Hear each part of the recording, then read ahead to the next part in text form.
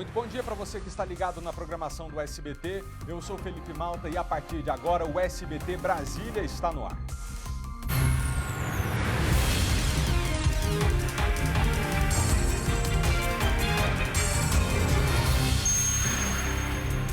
Polícia prende suspeito de abusar sexualmente de uma criança dentro de uma embarcação no Lago Paranoá. Álvaro Couto. O crime teria acontecido num passeio na tarde desse sábado e foi a partir do depoimento da própria criança que a polícia prendeu o suspeito. Após a repercussão do caso, uma outra família acusou Jackson dos Anjos de fazer o mesmo crime, dessa vez contra um menino de 5 anos. Mais detalhes já já. Obrigado, Álvaro.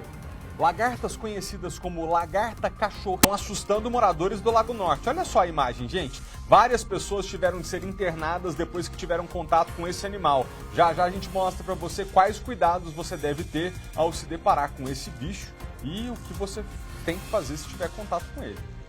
Você vai ver também, ex-namorado daquela policial stalker encontra a cadela que havia sido levada pela Rafaela Luciane Mota há quase 2 anos. Márcio Fontinelli. A cachorrinha havia sido entregue para adoção, Malta, mas foi reencontrada. A história a gente conta daqui a pouquinho. O Gustavo já está aqui. Obrigado, Márcio, pelas informações. Polícia prende ladrão que assaltou o posto de combustíveis no Noroeste. Ele chegou a abastecer o carro e pediu troco para o frentista. Aliás, para a frentista. Quando ela foi procurar o dinheiro trocado, ele anunciou o assalto e levou quase R$500. Já já a gente tem todos os detalhes dessa história. O nosso jornal já está no ar.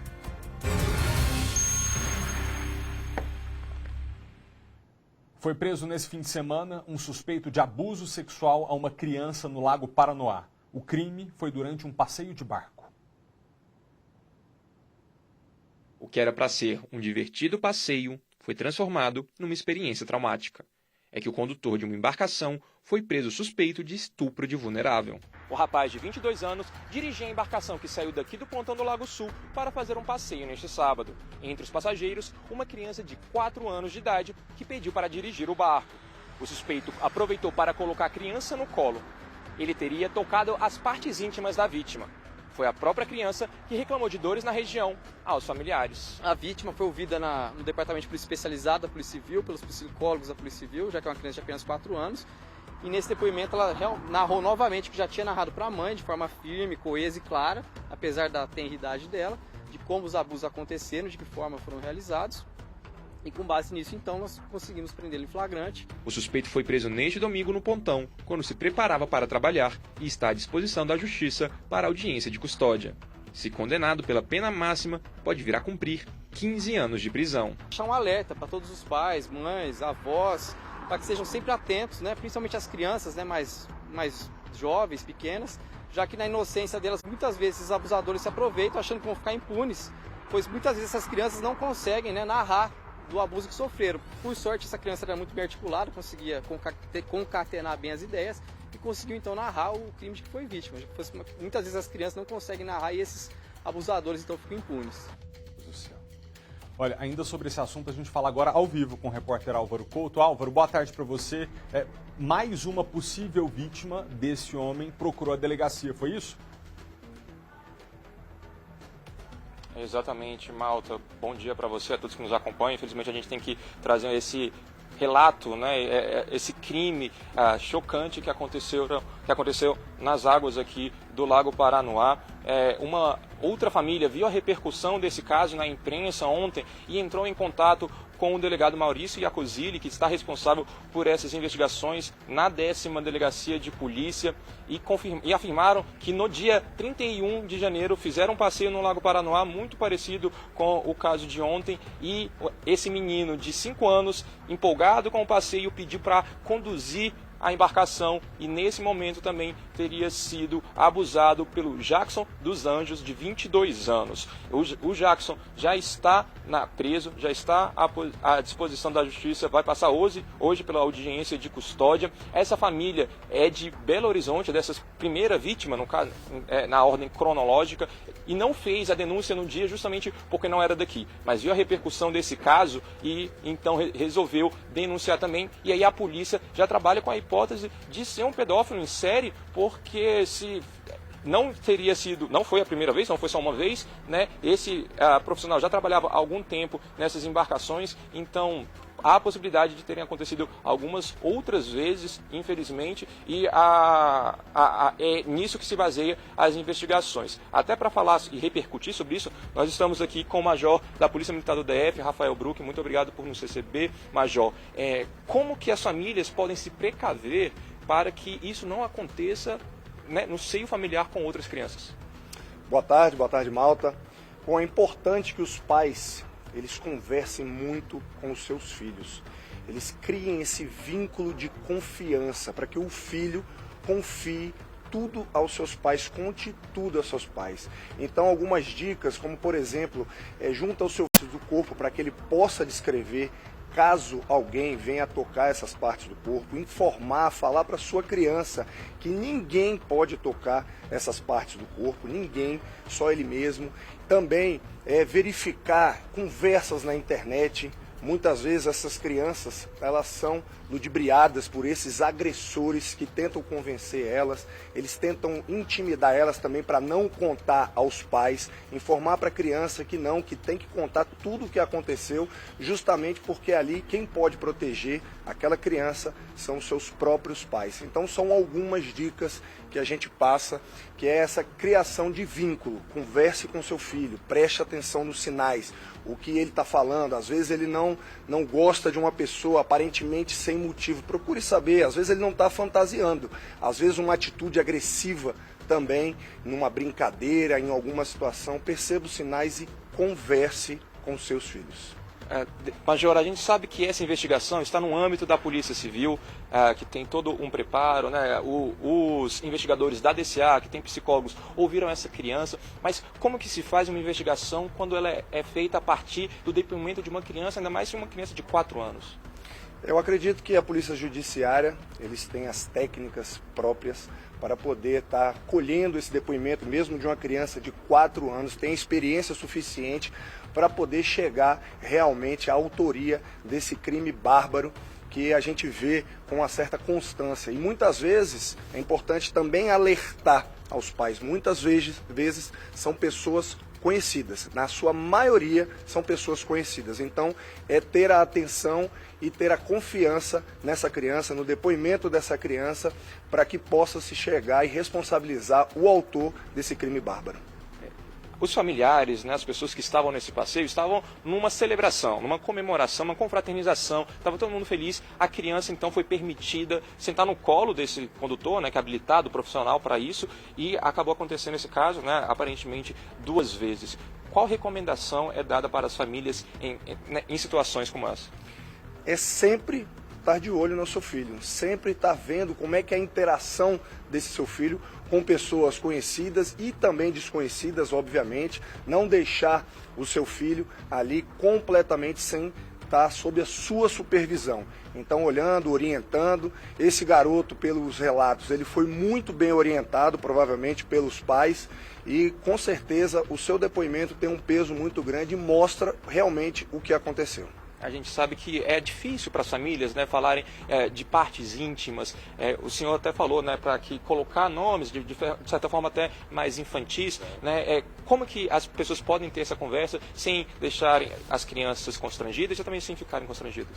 Uma conversa leve, uma conversa descontraída, né, numa brincadeira, né, às vezes na hora do banho, vamos lavar essa parte, e aí vai nomeando, e a partir desse momento já vai introduzindo, essa parte ninguém pode tocar, essa parte não pode ninguém pegar. Se você tiver alguma história de alguém que tocou, você conta para o papai e para a mamãe. Então tem que ser mais ou menos nesse tipo de descontração, mostrando ali que o pai e a mãe estão para proteger ali essa criança.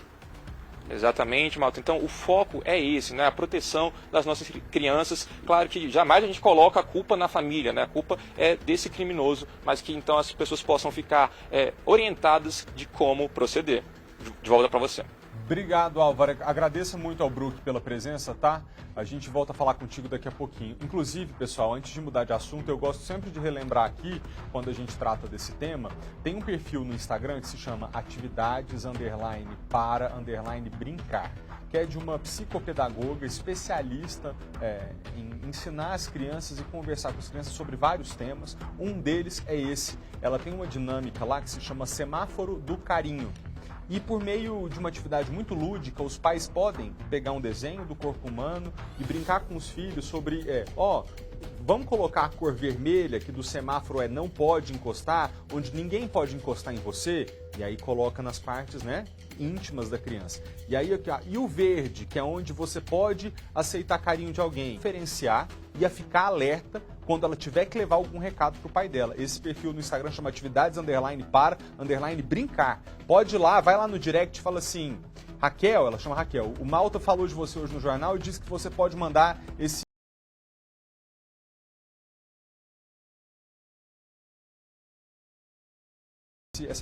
joguinho de graça para minha família, pra gente ter essa conversa em casa com os filhos que ela manda, tá bom? Pessoal, vocês devem se lembrar do caso da Rafaela Luciane Mota, aquela policial civil que ficou conhecida como policial stalker, lembra dela?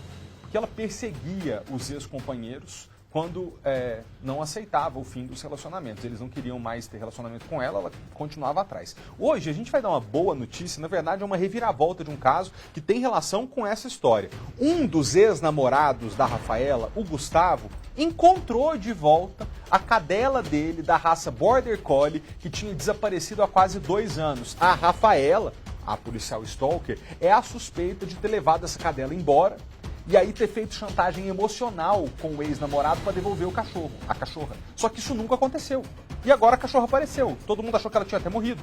Quem vai contar essa história pra gente é Márcio Fontinelli. Márcio, boa tarde pra você. O importante, então, é que o reencontro improvável, né, aconteceu.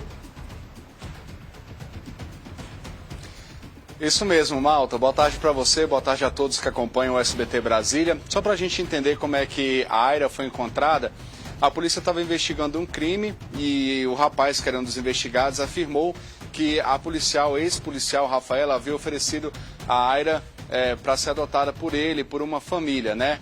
E aí, depois disso, a polícia foi até a cadeia, foi conversar com a Rafaela, que acabou contando os detalhes e aí dizendo exatamente onde é que estava a Aira. Gustavo está aqui ao meu lado. Gustavo, como é que foi exatamente que você descobriu onde estava a Aira e como é que foi receber essa notícia? Foi meus advogados aí, em contato com os advogados dela, né, que conseguiram essa informação. E aí a gente conseguiu, né, achar ela, né, saber em qual família que ela estava. Senta aqui, senta. A Aira está aqui, Malta, junto com a gente, acompanhando aqui a entrevista. E não consegue ficar quieta, né, Gustavo? É uma Border Collie, né, um cachorro que não fica muito quieta, corre para todo lado, gosta de brincar. Mas aí você estava contando, então, que os advogados entraram em contato com você. Isso, aí entraram em contato comigo, a corregedoria também, avisando que ela tinha sido achada, né? E a gente acreditava que a Rafaela tinha matado, né, ela, né, envenenada, assassinada, porque tinha alguns registros que apontavam para isso. Exatamente. Só para a gente poder relembrar, Gustavo, como é que foi o desaparecimento da Aira? Como é que foi naquela época? Naquela época, a Rafaela invadiu aqui a minha casa, né? Destruiu aqui a minha casa, meu carro, minha moto aqui, filho, né? E eu tive que me ausentar da minha casa. E nisso ela levou várias coisas, dentre elas a minha cadela. Então, desde essa época, já tem 1 ano e 10 meses que ela estava sumida, né?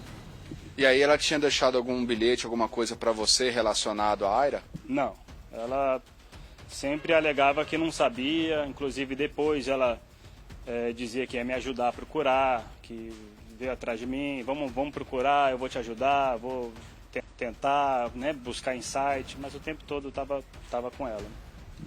Malta, e a suspeita de que a Aira estava morta é porque a polícia encontrou vários bilhetes escritos pela Rafaela com detalhes de como ela iria matar a cadelinha e também com detalhes do assassinato de uma suposta vontade de matar outros ex-namorados. Gustavo, conta pra gente o seguinte, quando você reencontrou, ela estava com uma família, né? Como é que foi isso? É complicado porque a família tem 2 crianças, né? Então, as 2 crianças sentiram bastante, né? Elas estavam chorando e aí a minha família também, com o reencontro, se emocionou bastante, né? Minha mãe, minha irmã, todo mundo chorou. Foi um reencontro com bastante emoção, né? E Malta, é interessante a gente colocar que o Gustavo, muito gentilmente, ele está em contato com essa família e para não cortar esse laço de uma vez com esses familiares, ele se propôs a fazer um esquema de visitação, né, Gustavo? Para que as crianças possam ter essa convivência com a Aira, mesmo que seja por dias determinados, né? Como é que ficou esse acordo?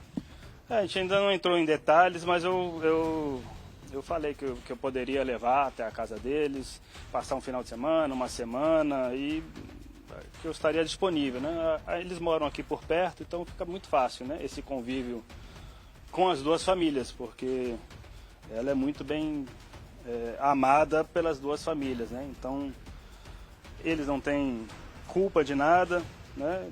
Nem a gente, uma outra pessoa que colocou a gente nessa situação toda, então justo, né, a ser feito.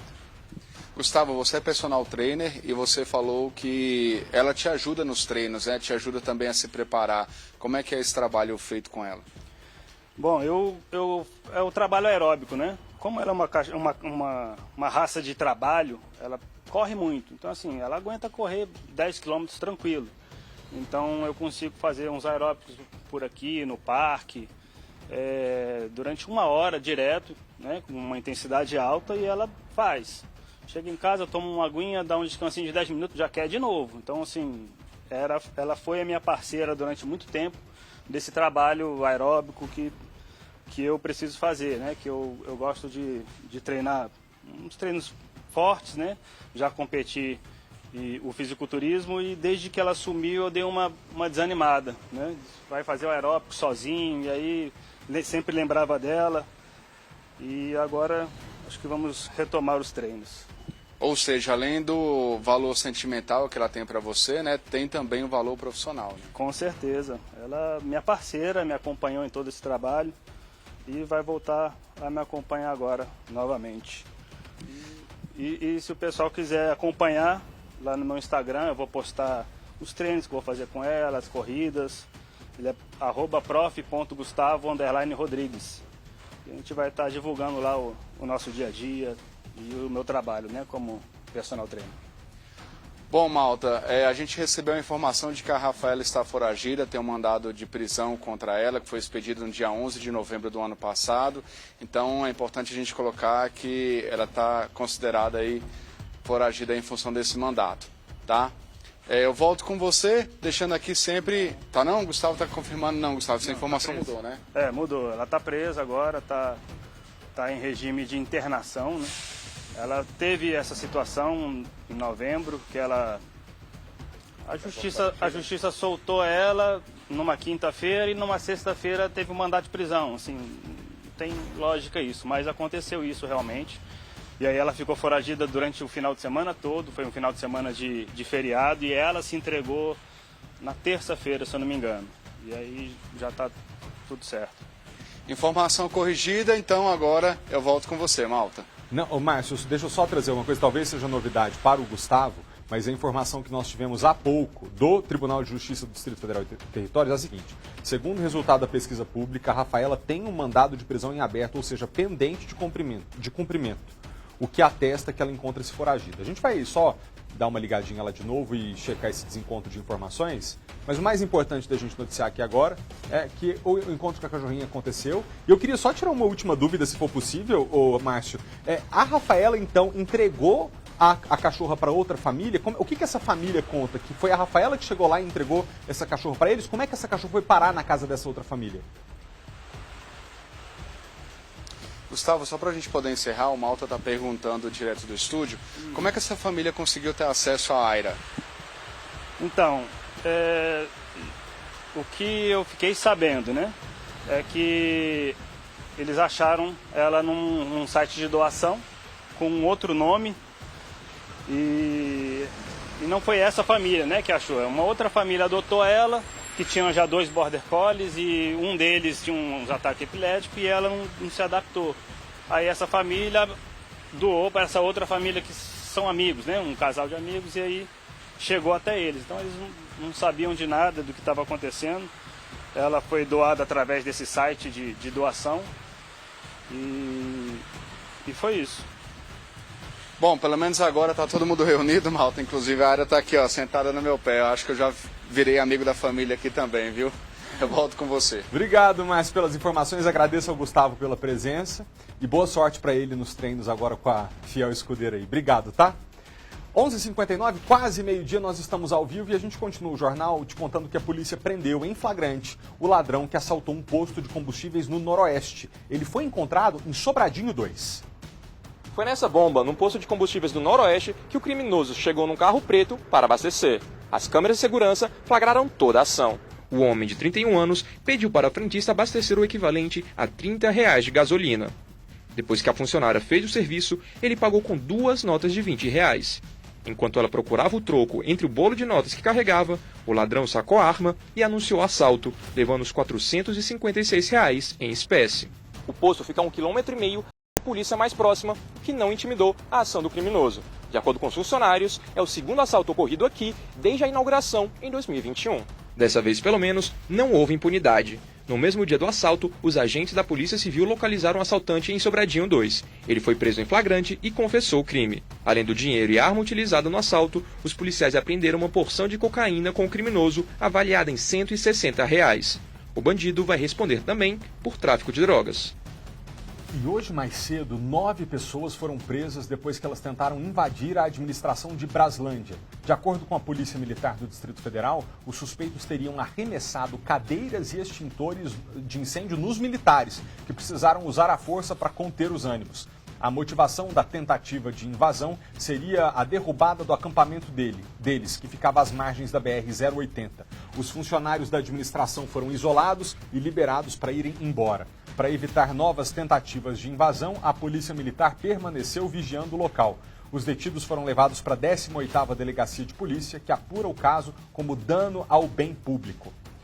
Esse último fim de semana foi marcado por alguns acidentes aqui no Distrito Federal.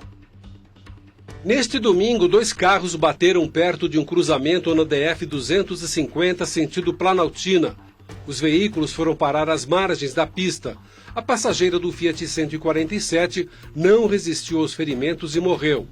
As outras 3 vítimas foram atendidas pelos bombeiros com escoriações, uma delas com uma fratura na perna. Já o motorista do outro carro foi levado pelo SAMU e o estado de saúde dele não foi informado. Ainda no domingo, 2 veículos colidiram na saída da ponte JK sentido Plano Piloto. Um deles capotou. O motorista foi atendido pelos socorristas e levado para o hospital de base. As vítimas do outro carro, um casal de 64 e 63 anos, foram levadas para o hospital com dores no corpo.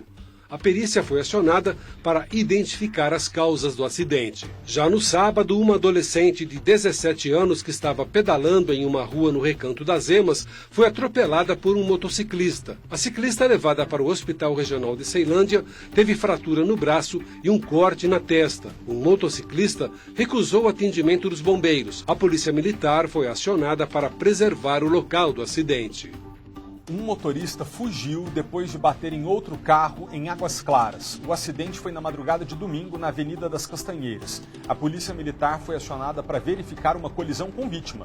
O motorista do carro de luxo fugiu sem prestar socorro à outra condutora. A batida foi tão forte, olha aí, que o carro atingiu o muro de um prédio e chegou a derrubar parte da estrutura. A 21ª Delegacia de Polícia apura o caso como acidente de trânsito com vítima e evasão do local do acidente. O motorista fujão ainda não se apresentou à delegacia. 12:03, nós estamos ao vivo e agora com uma notícia urgente.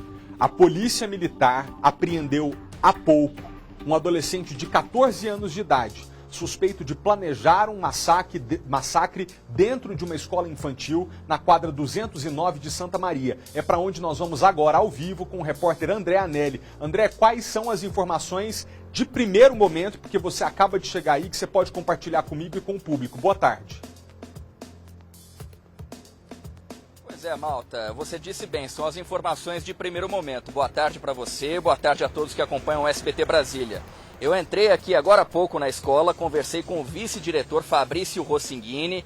Ele garantiu pra gente que tudo não passou de uma brincadeira de mau gosto. O que ele disse? De acordo com ele, esse garoto de 14 anos criou um perfil falso na internet, na rede social, no Instagram, dizendo que estava planejando fazer um ataque aqui no Centro de Ensino Fundamental 209, em Santa Maria. Isso acabou gerando um grande alarde aqui na escola. Os policiais militares, então, conseguiram fazer a identificação desse adolescente, que foi apreendido quando chegou aqui, então, na escola, né? Só que, de acordo com esse vice-diretor que conversou com a gente, tudo não passou, então, de apenas uma tentativa desse estudante para que não houvesse aula aqui no dia de hoje. O plano dele seria, então, cancelar as aulas no dia de hoje. Como eu disse, agora há pouco eu conversei com o vice-diretor aqui dentro da escola, a movimentação é tranquila. Vou pedir para o Magno fazer uma panorâmica para a gente, porque sequer tem polícia aqui dentro, tem 2 policiais lá dentro.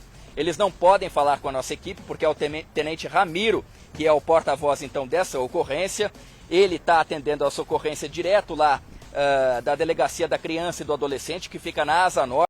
Inclusive, foi para onde esse adolescente foi levado. Ele foi apreendido então com uma arma que estaria com ele. Só que essa informação é da Polícia Militar. O vice-diretor da escola, repito, Fabrício Rossingini, disse que nem arma foi apreendida. Então, há a informação da Polícia Militar de que havia uma arma, há a informação da direção da escola aqui de que não há uma arma. São informações, por enquanto, desencontradas. Mas o fato é, nós já vimos lá dentro que as aulas estão ocorrendo normalmente nessa escola aqui, inclusive vão ocorrer também no período da tarde e, de acordo com a direção da escola, esse garoto de 14 anos que fez essa brincadeira de mau gosto, dizendo que faria um ataque então nessa escola, que estava planejando um massacre, é um aluno já problemático, já teria inclusive promovido outras fofocas, outros boatos, tudo com o intuito de atrapalhar realmente o andamento das aulas aqui, quem sabe ficar um dia sem aula, Malta. Obrigado, André, pelas informações. Bom, eu acredito, né, na avaliação para continuar a aula da direção da escola, que deve avaliar nesse momento que a situação está tranquila. Como há essa informação por parte da PM de que houve a apreensão de uma arma de fogo, e como a nossa produção recebeu alguns áudios desesperados de alunos pedindo que fossem buscados pelos seus pais e mães, hoje pela manhã, diante dessa suspeita de que um aluno chegaria armado ali na escola, a gente vai trazer todas as informações, já continuaremos no caso. Esse aluno foi apreendido, 14 anos de idade, foi levado para a Delegacia da Criança e do Adolescente e em instantes de lá a gente volta com todos os detalhes para você que está em casa. A Polícia Militar Ambiental foi acionada para capturar um jacaré perto do Palácio da Alvorada. O turista que estava passeando entre a casa do presidente da República e um hotel de luxo da região era um jacaré. Uma equipe do Batalhão Ambiental foi acionada e assim que chegou ao local imobilizou o animal com todo cuidado, principalmente a boca do bichão. Ele foi colocado na caçamba da caminhonete da polícia e, como estava bem, sem nenhum ferimento, foi solto em uma área distante dali no Lago Paranoá. Vai. Uma sala do Comando da Marinha pegou fogo nesse fim de semana. Um incêndio foi no 6º andar e assustou os funcionários que estavam ali de plantão. Os bombeiros foram acionados e não demoraram para chegar. Os militares estavam ali e foram com 8 viaturas. Em poucos minutos, as chamas foram controladas. Felizmente, não houve vítimas. Armários de uma sala ficaram danificados. A perícia foi acionada para tentar descobrir o que deu início ao incêndio. Um apartamento também pegou fogo com 3 pessoas dentro no Gama. 2 vítimas sofreram intoxicação e uma delas teve queimaduras pelo corpo. O incêndio foi num apartamento que fica no 1º andar de um prédio com 3 pavimentos. Um vizinho ajudou a controlar o incêndio. 2 mulheres e uma criança de 4 anos foram socorridas e levadas ao Hospital Regional do Gama. Uma das vítimas teve queimadura nos braços. As outras 2 estavam com náuseas e tontura por causa da inalação da fumaça. A perícia foi acionada para descobrir o que provocou o incêndio. Você já levou prejuízo em compras online?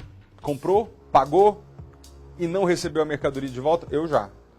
Eu comprei uma tostadeira, mandaram um patinete. Eu nem consegui ir no correio devolver para ter minha tostadeira, porque quem é que tem tempo hoje, né? Doei o patinete para um projeto para brinquedo de criança. Em alguns casos, a loja onde foi feita a compra online, muitas vezes nem existe, tá, gente? Mas está lá nas redes sociais fazendo a maior propaganda. Então fica esperto para não cair nesse tipo de golpe. Basta uma olhada rápida na internet para encontrar opções e mais opções de produtos. No comércio online é possível encontrar de tudo um pouco. O Leandro queria um sapato e encontrou um anúncio em uma rede social com o modelo desejado. E o que começou com a expectativa de receber o produto terminou em dor de cabeça. A loja nunca enviou o produto e já se passou quase um mês da compra. Eu perguntei mais alguns detalhes sobre a garantia da compra e prazo de entrega, tudo. Aí essa pessoa me afirmou que era tranquilo, que era dentro de 24 horas e que eu poderia ficar tranquilo. E aí realmente eu fiz o pagamento de uma forma imprudente, né? E essa mercadoria nunca chegou. E não foi só o Leandro que teve prejuízo. Os crimes praticados na internet se acumulam. Segundo a Secretaria de Segurança Pública, em 2022 foram quase 22 mil ocorrências registradas. E os 2 primeiros meses de 2023 acumulam 3.500 casos. Mas, apesar dos riscos, muita gente aposta nas compras online. Eu gosto de comprar de tudo. Roupa, biju, sapato, de tudo um pouco. A Associação Brasileira de Comércio Eletrônico espera que as lojas online faturem 185 bilhões de reais em 2023. E se as vendas digitais aumentam, as reclamações contra esse tipo de empresa também sobem. Segundo o Procon, só neste ano já são 1.142 queixas. O órgão de defesa do consumidor tem dicas para evitar golpes. Dê um print na tela, salve, guarde o e-mail, panfleto ou folha que ele receber. Né? Feito isso, ele tem que pesquisar a reputação daquela empresa. Consulte o CNPJ, saber se aquele CNPJ realmente existe. E no ato da compra ali, verificar se o site, né, ou então nas redes sociais que ela está, tem aqueles requisitos de segurança, né, principalmente com aquele cadeado ali, se ele consta ali, se é uma plataforma segura ou não. Evitar comprar em sites que só tenham ali como forma de pagamento boleto bancário ou Pix, né? Porque certamente ali isso pode ser um indício de realmente ser uma loja fraudulenta. Porque depois que você fez a transação, você não vai conseguir resgatar de jeito nenhum. Os hackers, as pessoas que se utilizam desses meios, eles estão se aprimorando cada vez mais de itens para burlar sites, burlar bancos. Então, assim, gera-se um receio na sociedade, mas ao mesmo tempo tem crescido bastante esse comércio online. Um garoto de apenas 15 anos correu atrás do sonho e conseguiu comprar o que ele tanto queria, que era uma bicicleta. O problema é que essa bike foi furtada no estalar de dedos numa rua movimentada lá em Lusiânia. O sonho de uma vida que foi levado em poucos segundos. A bike motorizada é fruto do sacrifício de Rodrigo, de apenas 15 anos. Desde pequeno, ele queria ter sua própria bicicleta elétrica. E para isso, o Rodrigo não mediu esforços. Eu comecei a vender balinha, aí meus colegas me ajudaram, compraram. Eu vendia direto. Tinha vez que eu voltava com 50 reais para casa, não gastava dinheiro por nada. Fui juntando, até dar a primeira parcela. O momento em que ele abre a caixa e prepara para montar foi até compartilhado nas redes sociais e teve milhares de visualizações. Mas a felicidade se tornou desespero quando o Rodrigo teve a bike roubada no Jardim Ingá. Rodrigo, conta pra gente exatamente o que aconteceu. Botei a bicicleta assim na porta para me ver a roda. Fui cortar o cabelo. Aí quando eu terminei, voltei. A bicicleta não estava mais lá, eu fiquei desesperado. Até agora ninguém foi preso e a bicicleta ainda não foi recuperada. Quem vê a bicicleta por aí, entre em contato com a gente, que eu batalhei muito para conseguir. E eu ainda quero ter ela de volta. Se tiver alguma informação sobre a bike, pode denunciar pelo 197 ou também ligar para a família do Rodrigo nesse telefone que está aí na tela, 3620-1587. Tenho certeza que você que está em casa lembra da história da dona Maria Orquídea. Você vai lembrar. 101 anos de idade essa senhora tinha, e quando ela apareceu ao vivo aqui no jornal, ela precisava de uma cirurgia para retirar um tumor que estava já consumindo quase todo o lado do rosto esquerdo dela. A gente mostrou aqui o sofrimento dessa família, ela não tem filhos, são os sobrinhos que estavam cuidando. A aposentada passou pela operação, mas teve complicações e acabou precisando retirar o olho. Agora ela já se recupera em casa. A repórter Kátia Gomes foi visitar a Dona Maria, que vai precisar agora de uma prótese quando estiver totalmente recuperada. Logicamente, assim, eu lamento muitíssimo, né, por ela ter perdido esse olho, mas a situação que estava antes, gente, era tão desesperadora, que eu acho que até a família está aliviada, porque estava em tempo de não perder só o olho, de perder o rosto todo, muito difícil. Kátia, Dona Maria agora está com o carinho dos familiares por perto. Oi, Malta. Pois é, depois que a nossa equipe de reportagens esteve aqui, a Dona Maria Orquídea, de 101 anos de idade, conseguiu fazer a cirurgia. Mas não foi tão simples assim. Ela só fez essa cirurgia porque ela teve uma hemorragia, passou mal, precisou ser levada com urgência para o hospital e lá eles decidiram operá-la. Bom, vou conversar agora com a sobrinha da Dona Maria Orquídea, que está aqui ao meu lado, a está muito feliz com essa operação, só que agora está tendo, claro, né, que ter aqueles cuidados depois da cirurgia e ainda tem um medo, né, de que a doença volte. Primeiro eu queria que você me contasse como tudo aconteceu, né? Nós estivemos aqui, cobramos a cirurgia, e aí, e depois, o que aconteceu? No sábado passado, se esse sábado agora ou passado, ela teve uma hemorragia muito grande, precisou ser internada e eu acho que foi uma providência de Deus, né? Precisou acontecer o pior para que ela conseguisse fazer finalmente a cirurgia, que graças a Deus deu tudo certo.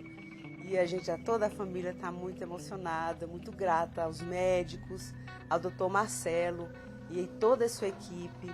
O hospital foi nota 1000 com ela, receberam muito bem, ela teve um atendimento assim de ponta mesmo, sabe? Então deu tudo certo, graças a Deus na cirurgia dela. Agora os cuidados da recuperação, né, porque não é fácil, 2 anestesias, né, que ela passou muito perto uma da outra, e se Deus quiser, ela vai se recuperar bem e esse câncer não vai voltar mais. Só que antes dela conseguir operar, né, ela foi internada, ainda queriam dar alta para ela. Isso, teve essa intercorrênciazinha, né, que a gente ficou muito chateado, porque eles internaram no sábado e na terça-feira queriam dar alta por conta que ela foi internada, eles alegam que ela foi internada por conta da hemorragia.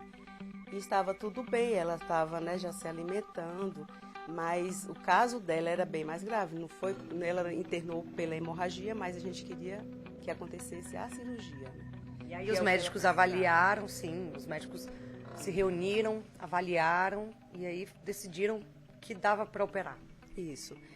Até então, quando eles deram essa alta para ela, não foi a equipe cabeça e pescoço.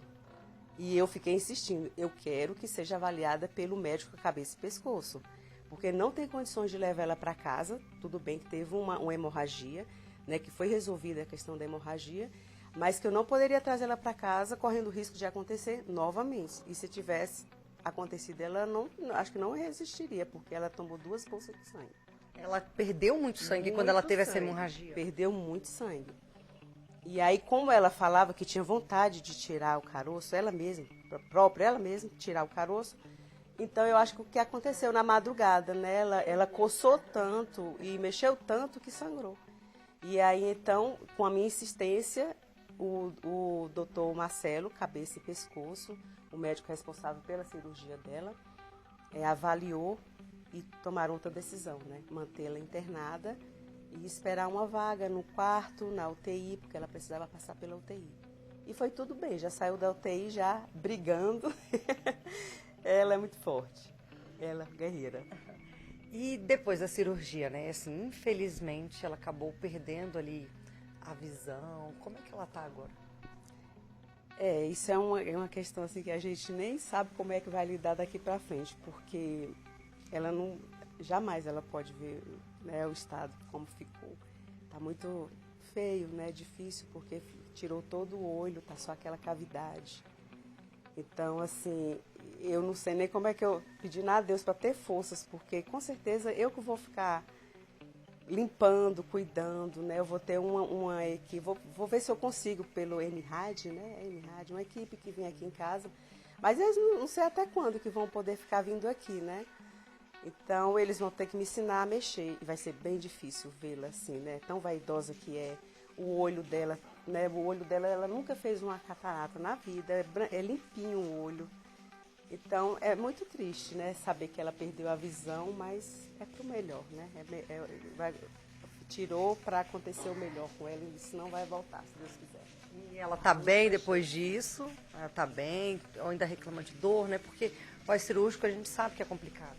É bem complicado, mas o médico falou que agora é dipirona, caso sinta dor, ou um tramal, né? Caso a dor seja mais forte. Mas até então, depois que ela voltou do hospital, ela não sentiu mais dor, não reclamou mais. Tá feliz, Tá dona bem. Maria Orquídea? A senhora tá bem? Né, tia? Tá bem? A senhora tá bem? Tá tudo bem? Tá tudo bem? Tá tudo bem? Tá tudo bem com você? Tá tudo bem, não tá mais doendo, né? Graças a Deus tirou tudo, né? Tá curada, né, tia? Obrigada aos médicos e toda a equipe, os enfermeiros. A senhora foi muito bem de base, né? Foi? Esses dias eu dizia que ela estava no hotel. Né? Passeando. Que bom, né? Então, Malta, olha, final feliz, né? A gente fica muito feliz também em poder mostrar, né, essa história. Eu sei que a gente teve ali também um papel importante, fundamental, cobrando. A Secretaria de Saúde pois é, eles querem agradecer inclusive a Secretaria de Saúde, toda a equipe, né, que esteve ali disposta, também os médicos também, né, por essa atitude. A comunicação foi muito essencial, né, para a resolução do problema dela. Agradeço muito a vocês, nos deram uma força muito grande. Tá certo, então. Então é isso, Malta, a gente, né, fica feliz em poder contar o final dessa história, o final feliz. É pra te filmar, pra mostrar o Juju. Mostra o seu Juju. Aí, ó, a gente fica por aqui, Malta, com um sorriso, né, da dona Maria Orquídea. 101 anos de idade, tá aí, né, agora se recuperando desse susto. Nossa, meu Deus do céu. Obrigado por esse trabalho e por poder ajudar a fazer as coisas acontecerem. Quando essa história veio ao ar, gente, você em casa, eu, todo mundo, a gente ficou por aqui de indignação. Quem imagina uma pessoa chega aos 101 anos de idade e estava passando por uma humilhação, né, verdadeira. Estava com um tumor aqui na frente do olho esquerdo, estava do tamanho de uma bola de tênis, uma coisa horrível. E só crescendo, e ninguém tomava providência. Graças a Deus, essa operação foi feita e a dona Maria Orquídea pode ter mais qualidade de vida agora, não tem mais dor. E ó, pra você ver, chegar ao ponto da família falar, olha, lamentavelmente perdeu o olho esquerdo, mas era pior seria se não tivesse operado. Realmente, que ela tenha agora uma prótese e continue essa vida longeva e feliz. Notícia urgente agora, a gente volta a falar sobre o caso do adolescente de 14 anos de idade, suspeito de planejar um massacre dentro de uma escola infantil na quadra 209 de Santa Maria. O repórter Álvaro Couto está ao vivo com o policial que atendeu a essa ocorrência. Álvaro, boa tarde para você, bem-vindo de volta ao jornal. Já queria saber como é que os policiais ficaram sabendo desse possível massacre e tira a dúvida pra gente. Foi apreendida uma arma de fogo com esse rapaz? Exatamente, Malta, boa tarde a você, boa tarde a todos novamente. A gente volta aqui, além da arma de fogo que foi apreendida com esse rapaz, o Tenente Ramiro acabou de nos informar que não foi apenas um suspeito apreendido por essa ameaça de massacre nessa escola na quadra 209 de Santa Maria, mas sim 3. São 2 colegas dessa escola de 14 anos que participariam desse crime e o irmão de um desses estudantes de 16 anos que, de acordo com conversas que foram, como que a gente pode dizer, nas redes sociais, não é isso, Tenente? Dessas conversas com outros colegas, seria esse irmão de 16 anos que realizaria esse crime. Eu vou conversar então com o Tenente Ramiro. Tenente, como foi o trabalho de interceptação dessas conversas, de inteligência, para evitar essa tragédia? Bom dia. Chegou ao conhecimento do Batalhão de Policiamento Escolar uma ameaça de um possível massacre que ocorreria no dia 24, em um colégio em Santa Maria. Com isso, de imediato, foi acionado as nossas agências de inteligência, como também reforçado o nosso policiamento e demos início ali para saber se essa ameaça era verídica. E hoje, um trabalho conjunto, junto com a coordenação do colégio, inclusive com os pais dos envolvidos, em uma reunião, foi verificado um vídeo onde um dos menores estava portando uma arma, ostentando uma arma de fogo, ali realizando ameaça numa conversa em particular com outra aluna. Com essas informações em mãos, nós conversamos com a mãe, onde ela identificou que essa arma de fogo seria do avô do menor, que era policial, que veio a falecer, e essa arma ficou sem destino, e que ele teria pegado essa arma de fogo escondida. Ela não tinha conhecimento que essa arma de fogo estava em posse do menor. Com isso, pegamos uma equipe e deslocamos até a residência, juntamente com a família, que se prontificou de imediato ali a estar entregando esse armamento, e logramos êxito em retirar mais uma arma de fogo das forças do Distrito Federal e do ambiente escolar.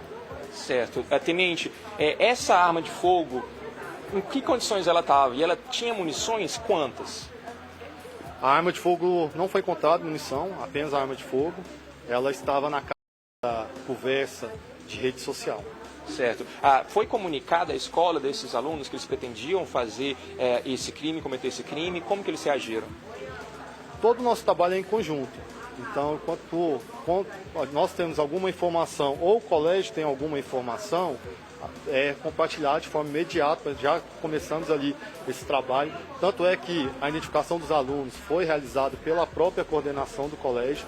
Quando chegamos lá, eles já tinham essa situação para a gente. Então é feito sempre um trabalho em conjunto. Certo. E como que foi a reação da família ao vocês informarem que estavam investigando, né, 2 filhos dessa família, né, e também o filho de uma segunda família, no caso? Como que eles se agiram e como que foi a colaboração ou não deles para as investigações? Se mostrar bastante surpresos com a situação. Lá o estúdio está me chamando. Malta, você tem algum pedido, alguma pergunta a fazer? É o seguinte, Álvaro, eu queria só te pedir licença por alguns minutos para a gente poder rapidamente abordar um assunto que acontece agora ao vivo. Eu já volto contigo para a gente ter outras informações, então te peço licença rapidamente. É porque, nesse momento, no Palácio do Planalto, o governo federal anuncia a volta do programa Mais Médicos, né? Programa que foi lançado pela primeira vez em 2013, no governo da ex-presidente Dilma Rousseff.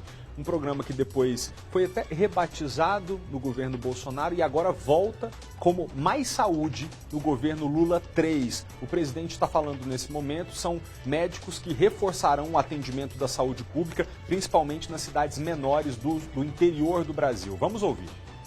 Meu caro Fernando Pigato, presidente do Conselho Nacional de Saúde, André Baquerete, secretário de Estado da Saúde de Minas Gerais e representante do Conselho Nacional de Secretário de Saúde, William Freire Bezerra, presidente do Conselho Nacional de Secretarias Municipais de Saúde, doutora Zeliette Linhares Leite Zamboni, presidente da Sociedade Brasileira de Medicina da Família e Comunidade, representante de organismos internacionais, parceiros e parceiras aqui presentes.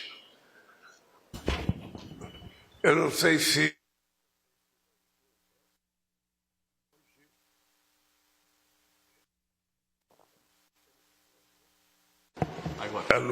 Alô, isso era boicote. Isso era boicote. Eu não sei se vocês se deram conta, mas hoje nós completamos 80 dias de governo. E nesses 80 dias de governo, nós não temos feito outra coisa a não ser tentar recuperar tudo aquilo que tinha sido feito de bom, que tinha dado certo e que foi destruído.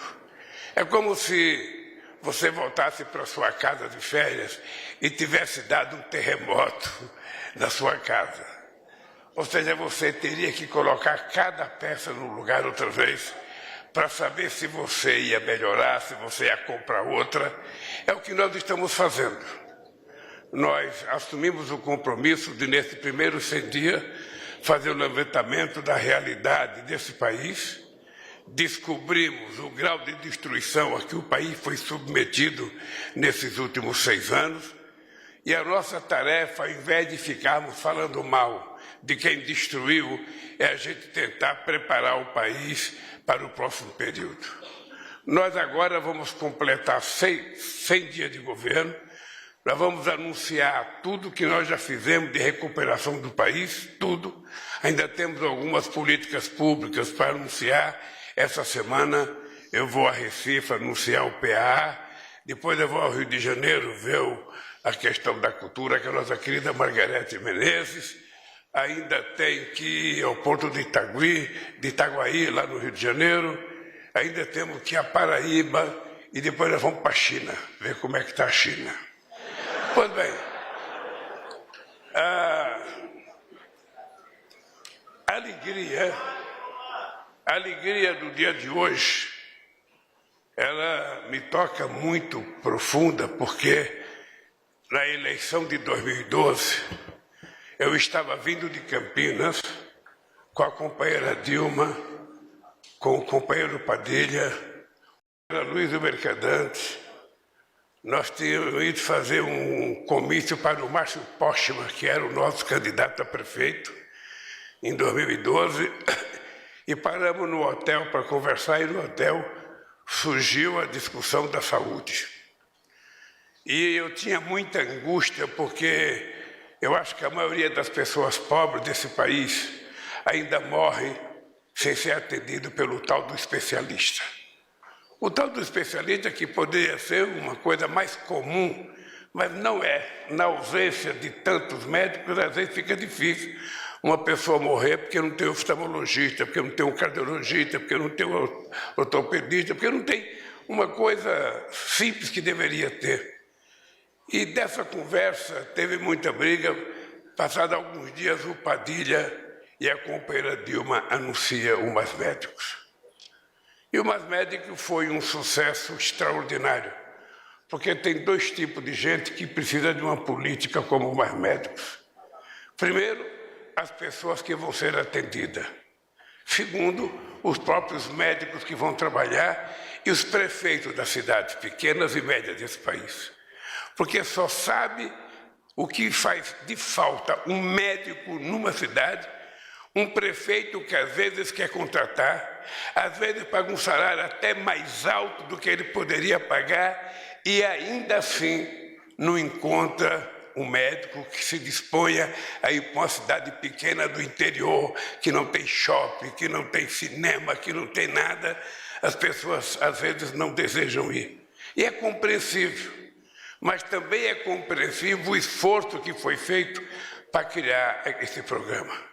Eu lembro que, na época, nós sofremos muitas acusações, muita gente da categoria médica não aceitava o Mais Médico, sobretudo muita gente não aceitava os médicos cubanos que vieram de fora, muita gente, amigas nossas, amigos, companheiros de dirigentes sindicais, amigos meus de dezenas de décadas que não aceitavam, mas, inegavelmente, o programa foi um sucesso excepcional. Poucas vezes o povo pobre, que mora nas cidades pequenas desse país, tiveram o tratamento que tiveram depois que nós colocamos o Mais Médico para funcionar. E ele está voltando agora com um cuidado excepcional, um cuidado muito grande. Nós queremos que todos os médicos que se inscrevam sejam brasileiros. Esse é um esforço comum da nossa ministra, esse é um esforço comum do edital, de garantir que os médicos que se inscrevam sejam médicos brasileiros formados adequadamente. Se não tiver condições, a gente vai querer médicos brasileiros formados no estrangeiro, ou médicos estrangeiros que trabalham aqui. Se não tiver, nós vamos fazer chamamento para que médico estrangeiro ocupe essa tarefa, porque o que importa para nós não é apenas saber a nacionalidade do médico, é saber a nacionalidade do paciente, que é um brasileiro que precisa de saúde.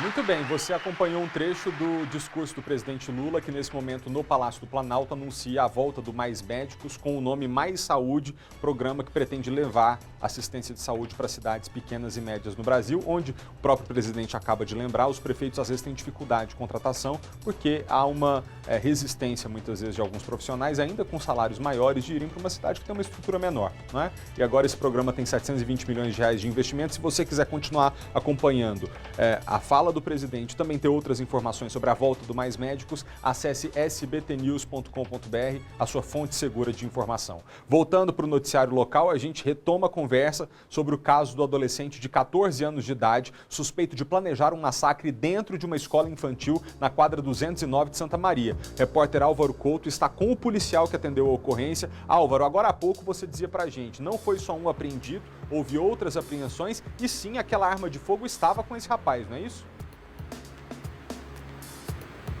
Exatamente, as informações foram passadas agora pelo Tenente Ramiro, que participou das investigações, participou dessa apreensão desses 3 garotos, né, 2 de 14 anos e um de 16, sendo que 2 deles, esse de 16 e um de 14 anos, eram irmãos e seria, de acordo com uma conversa desse irmão de 16, outra colega, e interceptada essa conversa pela Polícia Militar, seria esse irmão de 16 anos que cometeria o crime. Tenente Ramiro, o senhor estava falando pra gente sobre como que foi a interação com a família desses acusados, desses suspeitos, né, para colaborar ou não com essa investigação. Como que foi?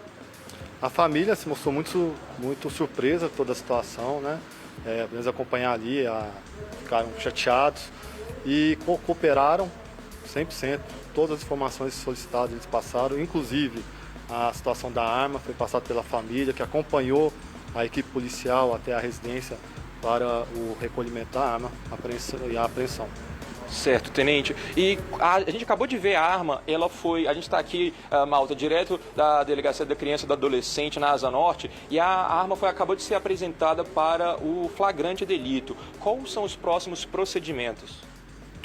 Agora vai ser investigado pela Polícia Civil todo o arcabouço de provas apresentado, entre elas as conversas de grupo, as ameaças, e vai ser feita agora uma investigação para, de fato, ver o que ocorreu e quem fez o quê. E para a gente finalizar, como que as famílias, na verdade, podem ficar cientes do passo a passo dos seus filhos para que essa situação não se estenda tanto e não chegue, graças a Deus também, graças à atuação da PM, não se configurou, mas também para evitar que qualquer coisa desse tipo possa surgir de conversas. Qual orientação a PM passa para as famílias? É muito importante os pais monitorarem redes sociais, com quem os filhos andam, acompanhamento. E nós observamos que essas ocorrências de ameaça de massacre é em período de prova. Então, quando está chegando esse período de prova, a gente tem uma demanda muito grande e isso demanda muito recurso da PM, porque temos que acionar as agências de segurança, temos que acionar um efetivo muito grande que está ali empenhado nessas situações, que às vezes pode até deixar de estar em algum outro local. Então, sim, igual eu citei, é um trabalho em conjunto, todos nós trabalhamos juntos em prol de oferecer uma educação de segurança.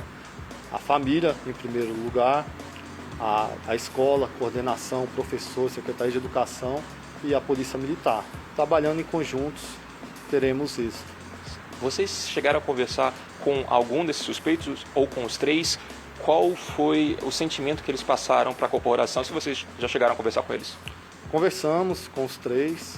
O que deu para passar aqui foi uma brincadeira de mau gosto, que eles queriam ali chamar a atenção, mas não viam uma situação que gerasse uma preocupação de fato de um massacre. Teve uma apreensão de uma arma de fogo, essa arma de fogo foi ostentada para oferecer ameaça, é uma coisa gravíssima, mas os menores nenhum têm passagem, cooperaram, foram colaborativos, responderam todas as perguntas, então eu acredito que foi um desfecho feliz para todo mundo. Eles chegaram a comentar alguma coisa de se sofriam bullying, se tinha alguma dificuldade na escola com outros colegas? Não, apenas informaram que seria uma brincadeira com o objetivo de não ter aula na sexta-feira, mas no sentido de uma brincadeira de mau gosto mesmo. Perfeito, Malta. Então, essas são as informações que nós trazemos ao vivo para vocês que nos acompanham.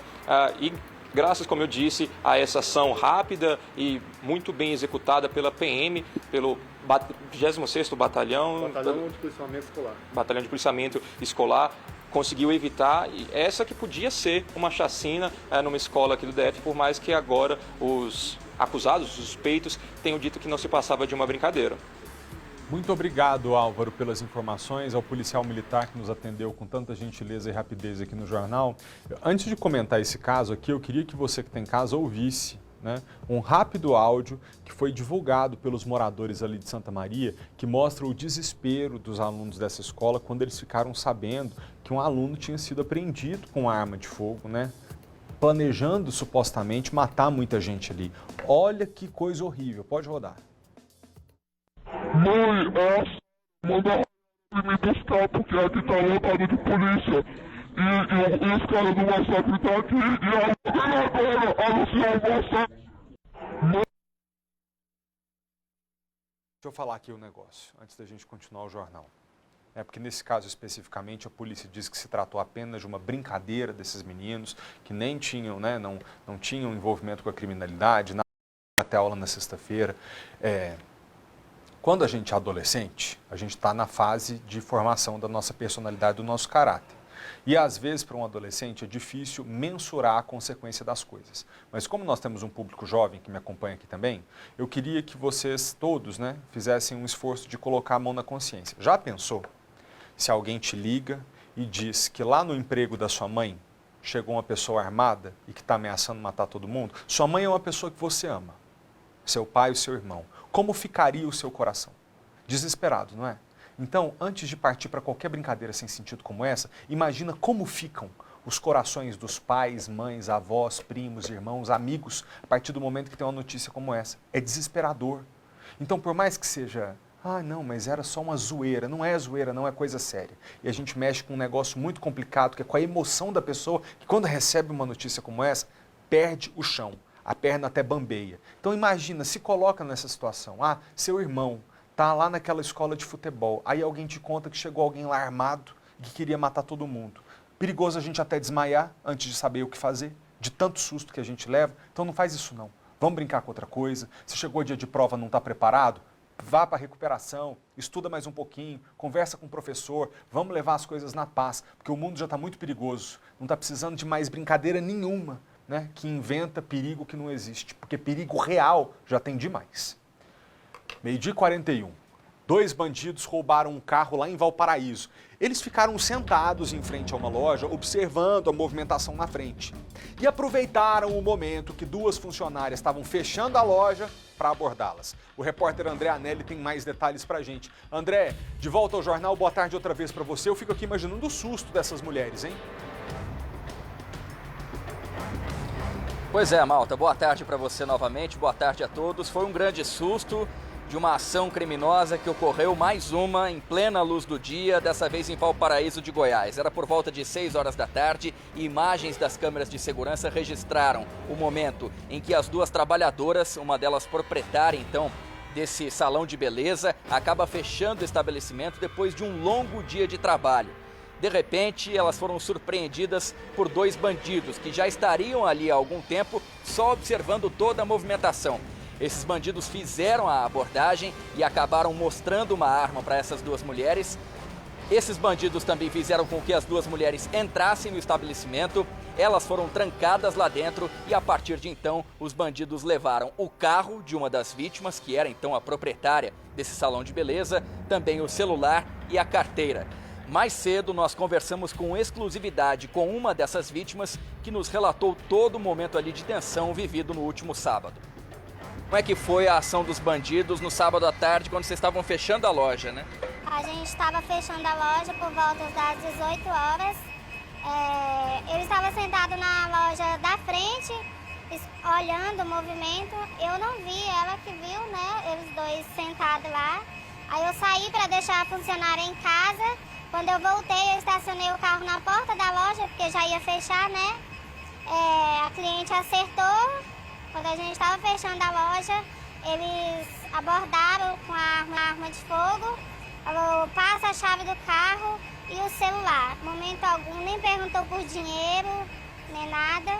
E aí acabaram levando o quê? O carro e o celular? Levaram meu carro, HB20 sedã. Quem souber a informação, por favor, entrar em contato, porque eu tô sofrendo muito com isso.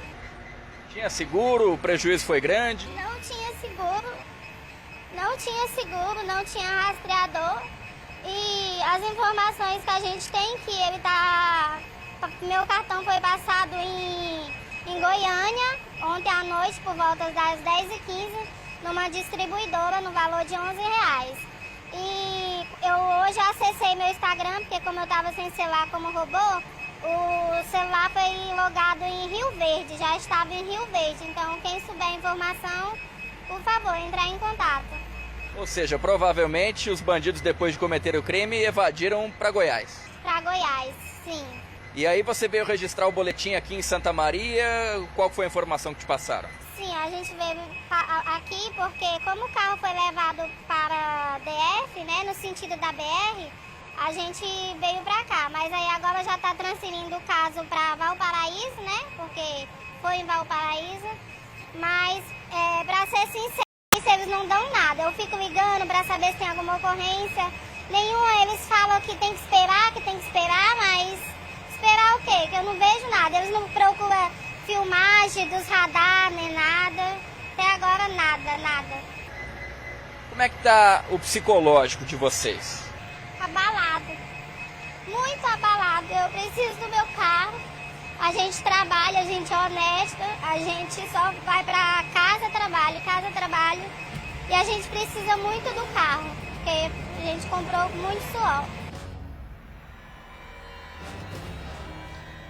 Esse foi mais um triste relato, então, né, malta, que a gente viu dessa trabalhadora que acabou tendo um bem de alto valor para ela levado pelos criminosos. Como ela disse ali pra gente, o carro não tinha seguro, também não tinha rastreador, então fica mais difícil ainda recuperar esse bem.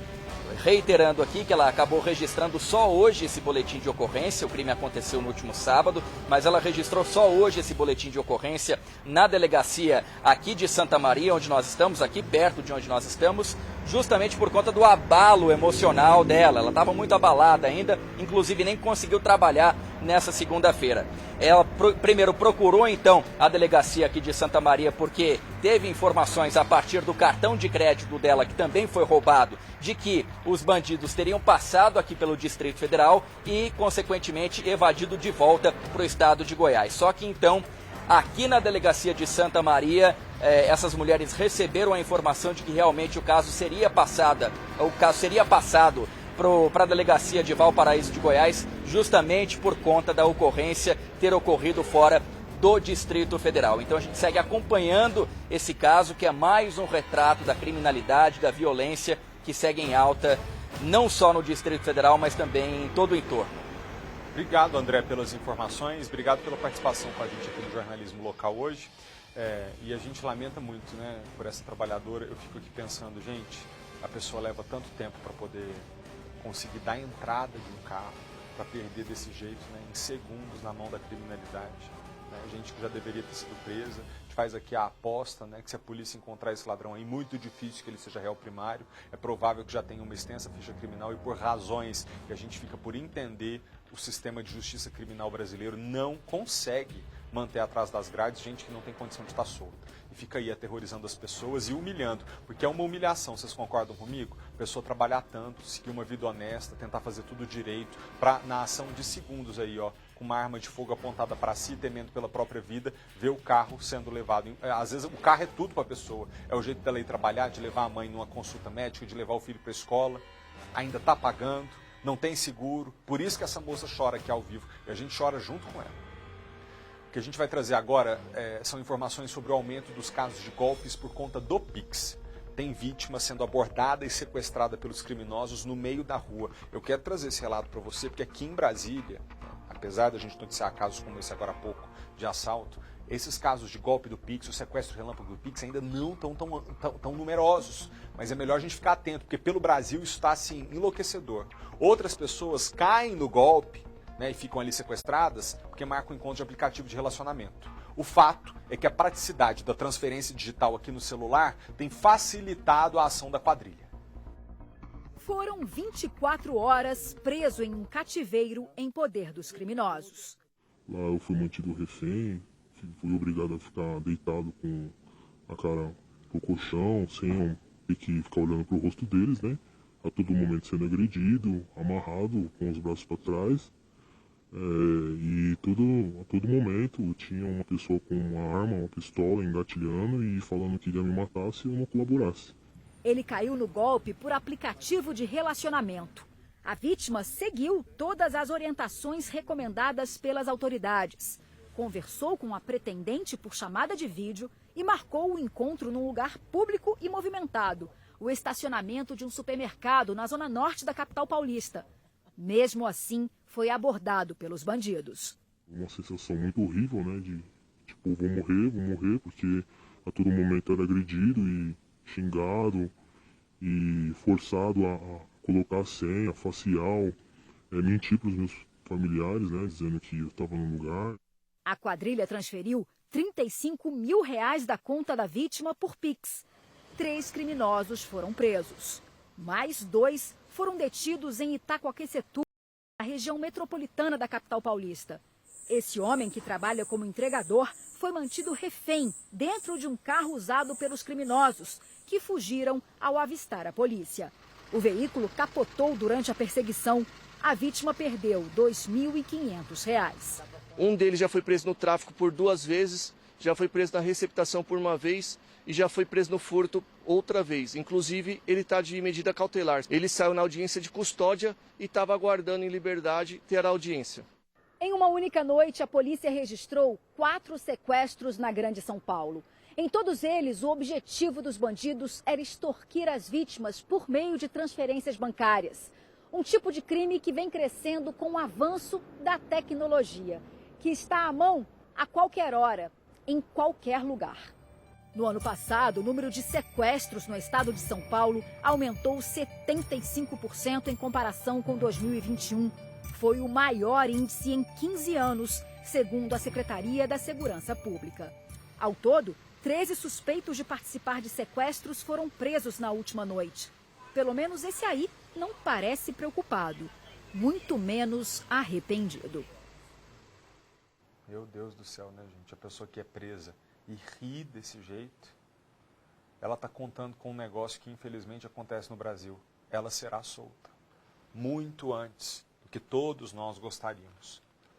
Ó, gente, começou hoje o julgamento do médico Leandro Boldrini, acusado de matar o filho, Bernardo, de 11 anos. Essa história é assim, é de embrulhar o coração. Cortar o coração, né? Embrulhar o estômago. O pai chegou a ser condenado em 2019, mas essa decisão tinha sido anulada. Eu quero relembrar a história para vocês agora e em seguida a gente vai ao vivo ver como é que está esse julgamento. Quase 9 anos após o crime, seguem as homenagens sobre o túmulo. Um cartaz traz a projeção de como estaria o menino agora, com a pergunta: qual seria a sua história de vida hoje? Bernardo Boldrini desapareceu no dia 4 de abril de 2014 em Três Passos, no noroeste do Rio Grande do Sul. Na época, o pai chegou a ligar para uma rádio local para falar do sumiço do filho. A informação que a gente tem é que ele saiu de casa para ir no amiguinho, só que ele não chegou no amiguinho, entendeu? Um telefone para contato. Eu acho que dá para ligar para o 190. 10 dias depois, o corpo foi encontrado enterrado em uma mata na cidade vizinha Frederico Westphalen.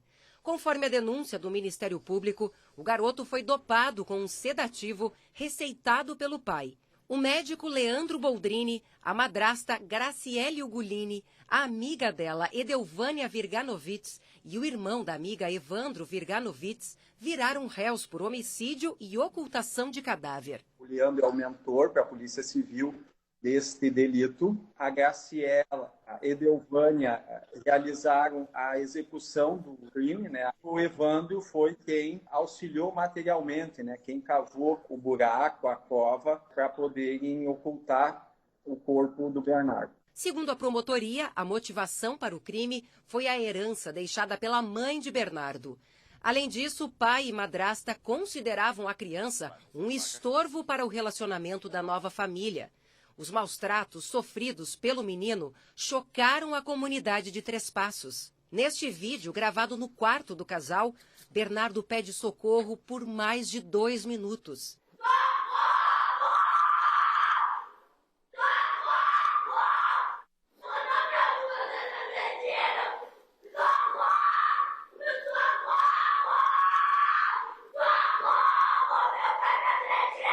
Graciele ameaça o garoto. A imagem desaparece, mas o áudio é captado. Tu não sabe do que eu sou capaz. Eu prefiro apodrecer na cadeia do que ficar vivendo nessa casa contigo incomodando. Também queria que tu morre. Então nós vamos ver quem que vai abaixo da terra primeiro. Quase 5 anos após o crime, os 4 réus foram condenados em um júri popular que durou mais de 50 horas. As sentenças variaram de 9 a 34 anos de prisão. Mas em dezembro de 2021, o julgamento de Leandro Boldrini foi anulado. A justificativa foi que o Ministério Público não respeitou o direito do réu de permanecer em silêncio durante o interrogatório. Um novo júri começa na segunda-feira. Graciele e Leandro seguem presos. Edelvânia progrediu para o regime semiaberto e Evandro cumpre pena em liberdade. O Ministério Público pedirá a pena máxima para o pai. Eu espero sinceramente que a sociedade de Três Passos reconheça o envolvimento do réu, que para mim assim é cabal, e que ele reste novamente condenado. Pelo amor de Deus, né, gente? E a outra lá já no regime semiaberto, brincadeira. Bom, sobre esse assunto a gente vai ao vivo falar agora com a Joellen Soares, repórter do SBT Rio Grande, nossa parceira lá do Rio Grande do Sul. Seja bem-vinda, amiga, aqui a Brasília e ao público aqui do Distrito Federal. Você está acompanhando todos os detalhes do julgamento. Quais são as informações que você tem pra gente? Olá, Felipe, boa tarde para ti e para todos, obrigada aí. A gente segue então acompanhando desde o início aqui o julgamento deste caso que comoveu todo o estado do Rio Grande do Sul e também do país. O julgamento começou por volta das 10h30 da manhã aqui no Fórum de Três Passos. Leandro Boldrini chegou por volta das 9 da manhã acompanhado por agentes penitenciários. Então, por volta das 10h30 tivemos o início do júri. Esse júri, então, antes de iniciar, a gente teve o sorteio dos jurados. 50 pessoas da comunidade aqui da região de Três Passos, elas foram convocadas e foi realizado, então, um sorteio onde 7 jurados foram escolhidos para participar deste júri. Ao longo dos dias desse julgamento, que tem previsão aí para durar entre 3 a 4 dias, 10 testemunhas serão ouvidas, 5 por parte de defesa e 5 por parte de acusação. E depois o réu também será ouvido. Neste momento, então, pela parte da manhã, a gente teve apenas os áudios e gravações que a gente acompanhou, inclusive, na reportagem da nossa colega aqui do Rio Grande do Sul, onde mostram, então, esses pedidos de socorro do próprio menino Bernardo e também em relação ao que a própria madrasta fala ameaçando o menino. E depois tem as gravações onde o pai do menino faz o apelo a rádios da comunidade pelo desaparecimento de Bernardo.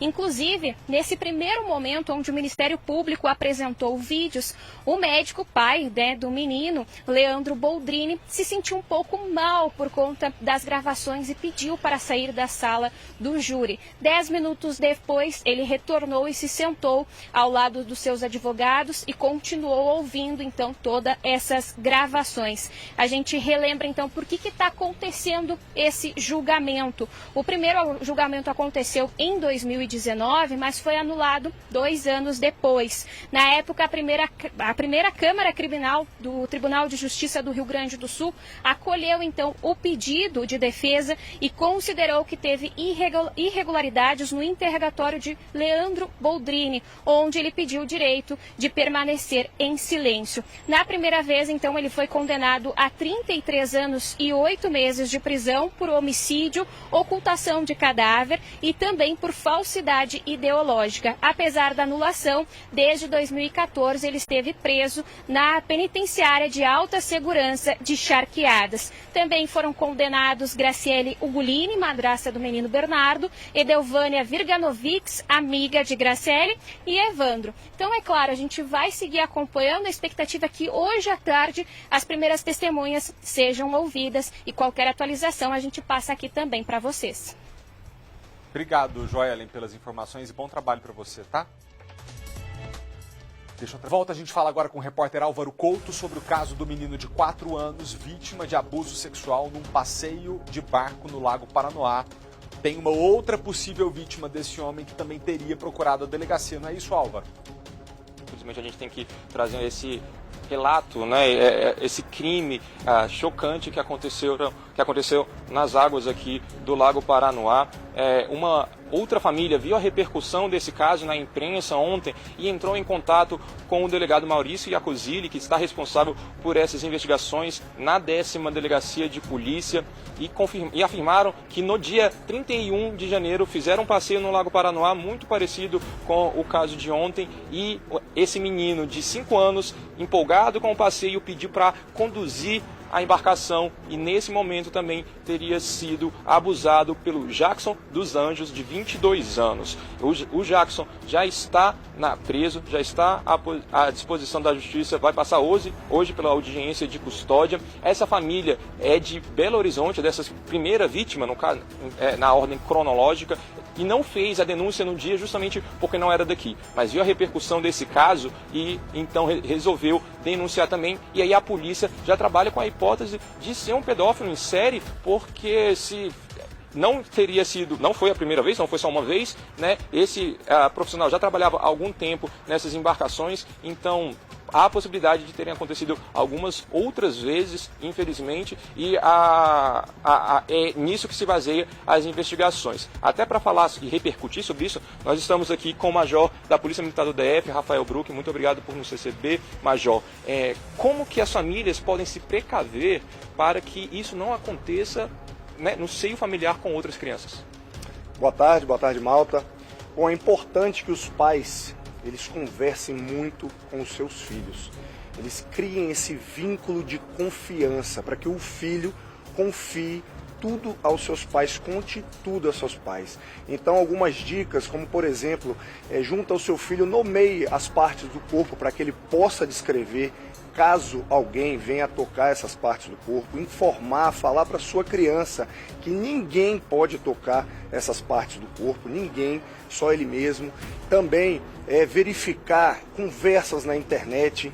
Muitas vezes essas crianças, elas são ludibriadas por esses agressores que tentam convencer elas, eles tentam intimidar elas também para não contar aos pais, informar para a criança que não, que tem que contar tudo o que aconteceu, justamente porque ali quem pode proteger aquela criança são seus próprios pais. Então são algumas dicas que a gente passa, que é essa criação de vínculo. Converse com seu filho, preste atenção nos sinais, o que ele está falando. Às vezes ele não gosta de uma pessoa aparentemente sem motivo. Procure saber, às vezes ele não está fantasiando. Às vezes uma atitude agressiva também, numa brincadeira, em alguma situação. Perceba os sinais e converse com seus filhos. Major, a gente sabe que essa investigação está no âmbito da Polícia Civil, que tem todo um preparo, né? Os investigadores da DCA, que tem psicólogos, ouviram essa criança, mas como que se faz uma investigação quando ela é feita a partir do depoimento de uma criança, ainda mais de uma criança de 4 anos? Eu acredito que a Polícia Judiciária, eles têm as técnicas próprias para poder estar colhendo esse depoimento, mesmo de uma criança de 4 anos, tem experiência suficiente para poder chegar realmente à autoria desse crime bárbaro que a gente vê com uma certa constância. E muitas vezes é importante também alertar aos pais. Muitas vezes são pessoas conhecidas, na sua maioria são pessoas conhecidas. Então é ter a atenção e ter a confiança nessa criança, no depoimento dessa criança, para que possa e responsabilizar o autor desse crime bárbaro. Os familiares, né, as pessoas que estavam nesse passeio, estavam numa celebração, numa comemoração, uma confraternização, estava todo mundo feliz. A criança então foi permitida sentar no colo desse condutor, né, que é habilitado, profissional para isso, e acabou acontecendo esse caso, né, aparentemente 2 vezes. Qual recomendação é dada para as famílias em situações como essa? É sempre estar de olho no seu filho, sempre estar vendo como é que é a interação desse seu filho com pessoas conhecidas e também desconhecidas, obviamente. Não deixar o seu filho ali completamente sem está sob a sua supervisão. Então, olhando, orientando, esse garoto, pelos relatos, ele foi muito bem orientado, provavelmente pelos pais, e com certeza o seu depoimento tem um peso muito grande e mostra realmente o que aconteceu. A gente sabe que é difícil para as famílias, né, falarem de partes íntimas. O senhor até falou, né, para que colocar nomes de certa forma até mais infantis, né, como que as pessoas podem ter essa conversa sem deixarem as crianças constrangidas e também sem ficarem constrangidas? Uma conversa leve, uma conversa descontraída, né, numa brincadeira. Né, às vezes na hora do banho, vamos lavar essa parte, e aí vai nomeando, e a partir desse momento já vai introduzindo, essa parte ninguém pode tocar, essa parte não pode ninguém pegar. Se você tiver alguma história de alguém que tocou, você conta pro papai e pra mamãe. Então tem que ser mais ou menos nesse tipo de descontração, mostrando ali que o pai e a mãe estão para proteger ali essa criança. Exatamente, Malta. Então o foco é esse, né? A proteção das nossas crianças. Claro que jamais a gente coloca a culpa na família, né? A culpa é desse criminoso, mas que então as pessoas possam ficar orientadas de como proceder. De volta para você. Obrigado, Álvaro. Agora atenção, vários moradores de um condomínio do Lago Norte tiveram de ficar internados porque tiveram contato com uma lagarta que é conhecida como lagarta cachorrinho. O bicho é pequeno, parece inofensivo, mas pode ser muito perigoso para a saúde, viu? Quem vai trazer os detalhes para a gente é o repórter Márcio Fontinelli. Márcio, boa tarde para você. Que tipo de sintomas esses moradores tiveram quando tiveram contato com a lagarta? Eu vi a foto desse bicho, eu nunca vi na vida. Você já tinha visto? Olha, Malta, sinceramente eu nunca vi esse inseto, mas ele causa um dano bem grande, viu? Os moradores tiveram náusea, dor de cabeça, febre, em alguns casos também falta de ar e até mesmo hemorragia. Boa tarde para você, boa tarde a todos que acompanham o SBT Brasília. Ao meu lado a Lorena, que é uma das moradoras aqui desse condomínio no Lago Norte, onde está tendo essa invasão desses lagartos. Lorena, conta pra gente como é que você encontrou esse inseto. Eu estava aqui passeando com os cachorros. Na verdade, eu já tinha sido alertado pelo meu filho que ele tinha encontrado uma e como ela é muito bonita, ele tirou foto e pesquisou sobre o que era. Ele falou: mãe, tem uma lagarta lá no jardim que ela é linda, mas o que ela tem de bonita, ela tem de perigosa. Então eu retirei, joguei fora e tal. Então eu já sabia que tinha sido encontrado um aqui. Aí uns 2 dias depois, estava brincando com os cachorros nessa área e tinha uma nessa moita. E aí eu resolvi tirar, coloquei um saco na mão para retirar, mas mesmo com um saco plástico, ela perfurou aqui meus dedos e depois o saco bateu aqui nessa outra mão. E a partir daí foi uma coisa horrível. É uma dor, começa queimando, só que a partir, umas 2, 3 horas depois foi onde eu senti mais dor. Começa a doer tudo, é uma dor muito forte. Eu sou uma pessoa resistente à dor e mesmo assim comecei a passar mal, quase desmaiei de tanta dor. E vai subindo assim e começa a doer todas as articulações. E eu fiquei muito preocupada porque eu tenho vários cachorros, tenho gatos também e eu percebi que aquilo ali, eles não resistiriam. Uma dor daquela, então eu fiquei bem preocupada. Eu tenho a minha mãe, que também é idosa aqui, que eu acredito que... E quem tem criança tem que ficar de olho, porque é uma dor muito intensa, uma coisa muito difícil, uma queimação, começa a queimação local, mas aí começa a dor no corpo inteiro, generalizada. Eu quase desmaiei, assim, ficou uma coisa bem mais séria. Eu vou pedir para o Cláudio mostrar aqui pra gente, a Lorena também. Ela tem marcas ainda, Malta, olha só, de onde encostou o inseto. E realmente foi um estrago bem grande. A Lorena chegou a procurar médico também, né, Lorena, por conta disso? Sim, mas eles não recomendam muita coisa. O que foi dito era que deveria ser tomado para dor, então eu tomei Novalgina de 1 grama e passei também na mão uma pomada que era antialérgico. Mas mesmo tomando a medicação, eu só começou a diminuir a dor umas 3 horas depois. E só passou totalmente, só posso dizer que, não, até hoje quando eu toco que dói, mas assim, passou a dor 24 horas depois, aproximadamente, só no outro dia. E Malta, para a gente entender exatamente que tipo de inseto é esse, a gente está aqui com o biólogo Carlos Bontempo. Carlos, explica para a gente exatamente o que é esse inseto e por que ele tem essa toxina que pode causar aí vários ferimentos. Essa é uma borboleta, uma mariposa com hábito noturno. Ela é muito comum no Brasil, ela ocorre em todos os estados, principalmente na região sul, mas não em grande volume. Ela tem ocorrência ali, outra aqui.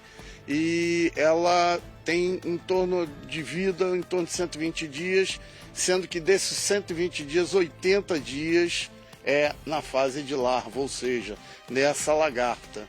E a lagarta, como tem um pelo muito bonito, conforme já foi dito, as pessoas tendem a tentar pegar. E aí é que tem o grande problema, porque ela tem uma toxina que ela libera pelo pelo, por essa cerda, não é um pelo, e essa toxina ela é hemorrágica.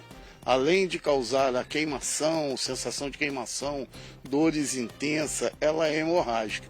Então ela é um risco, principalmente para pessoas cardíacas ou hipertensas que tomam aquele tipo AS, aqueles comprimidos que evitam coagulação, afinam o sangue, porque aí a hemorragia é mais intensa e aí pode trazer risco de vida. Para os pequenos animais normalmente leva a óbito, é muito arriscado mesmo. Carlos, e com relação à atitude de quem encontra esse inseto, quando uma pessoa acha, o que ela tem que fazer? Na verdade, até o controle deve ser mecânico, porém com muito cuidado. Luva grossa, conforme já foi dito, luva fina não adianta. Uma luva grossa, ou pedacinho de pau, pedacinho de folha, papel, botar a lagarta ali e jogar num recipiente de água com sabão. Porque ali o sabão vai deixar a água encharcar ela e elas vão acabar afundando e morrendo. Então o melhor controle é o controle mecânico, porque ela não vem em grande quantidade. Igual lagarta de coqueiro, lagarta que aparece, quando aparece um monte. Não, ela é uma lagarta, mas é uma lagarta de grande risco, esse é que é o problema.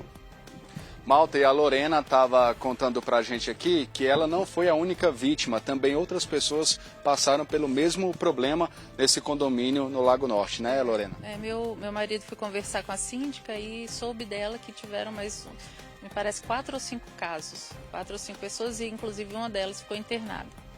Então eu fiquei com receio porque de fato, como eu já te falei, eu sou resistente à dor e foi uma coisa muito forte e foi um toque superficial, né? Então eu penso que se alguém pegar vai ter um problema seríssimo. E os cachorrinhos não resistiriam também. Então eu acho que seria uma boa alertar todos com seus filhos, com os animais e com os idosos. Perfeito. Carlos, vem cá rapidinho, eu vou encerrar aqui nosso link, Malta, mas o Carlos ele tem uma dica biológica que ajuda a combater esse tipo de inseto. Você falou de uma planta que pode ser plantada junto com as outras, qual que é essa planta? Não necessariamente para mariposa já é mais complicado, mas principalmente para mosquitos, pequenos insetos, é a citronela. Plantar citronela no terreno, que ela automaticamente vai repelir esses animais. Agora, a mariposa ela é bem maior, volumosa, já é mais complicado. Mas é uma possibilidade. Eu não sei, não vi estudos com relação à citronela, com relação à mariposa. Mas é uma tentativa de se fazer. Perfeito. Malta, então com as dicas eu retomo com você. Muito obrigado, Márcio, pelas informações e agradeço aos nossos entrevistados pela presença. Deixa eu te falar, eu nunca vi essa lagarta desse jeito. Já vi taturana, já vi mandruvá, já vi de tudo, mas desse jeito... Gente, ela parece um shih tzu em miniatura. Olha ali que coisa. O pelo, eu não sei nem o que é, se parece uma chuquinha de cabelo, não sei. Mas assim, gente, não pode encostar, parece que dói muito, toma cuidado, né? Se tiver alguma dúvida, liga, né, para o pessoal da vigilância sanitária, para entender o que faz, porque não pode encostar não. E cachorro pequeno se comeu, o doutor ali falou, né, que até morre. Obrigado, tá, Márcio? Vou contar agora uma coisa muito legal para vocês. Mais de 2.000 estudantes de todo o país, com 9 e 19 anos de idade, participaram do Festival de Robótica aqui em Brasília. E nesse ano, o desafio foi propor soluções práticas para economizar energia e, claro, como sempre no Festival de Robótica, apresentar os robôs que disputam com outras equipes. Se é competição, tem torcida. Tem disputa acirrada, mas aqui também tem muita diversão.